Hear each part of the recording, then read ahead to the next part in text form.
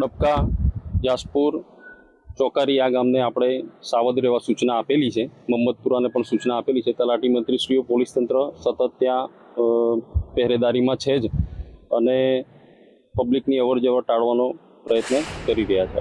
ઉપરવાસ અને વડોદરા શહેરમાં વરસાદને પગલે આજવા સરોવરના પાણીની સપાટી વધી હતી. પ્રતાપપુરા સરોવર ખાતેથી પાણી આજવા સરોવરમાં ઠાલવવામાં આવ્યું હતું. ત્યારબાદ વિશ્વામિત્રી નદીમાં છોડવામાં આવ્યું હતું. ગત રાત્રે જ પાણીના આજવા સરોવરના 62 દરવાજા બંધ કરવામાં આવ્યા છે, જેના પગલે હાલ આજવા સરોવરની સપાટી 213.10 ફૂટે પહોંચી છે, જ્યારે અકોટા બ્રિજની સપાટી 25.55 ફૂટે વહી રહી છે.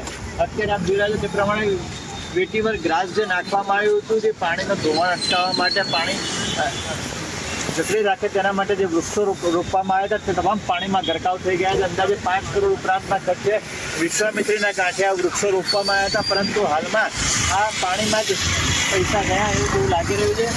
સાથે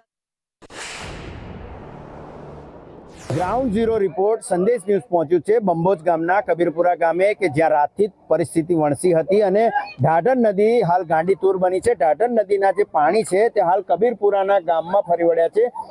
ગામ આખું કબીરપુરા છે તે બેટમાં ફેરવાયું છે.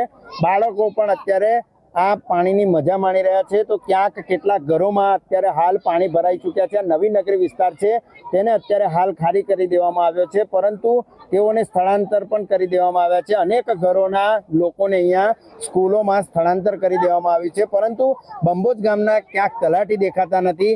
ગ્રામજનો સાથે જ વાત કરીશું કે કેવી પરિસ્થિતિમાં તેઓ અત્યારે હાલ છે અને તલાટી કેમ નથી.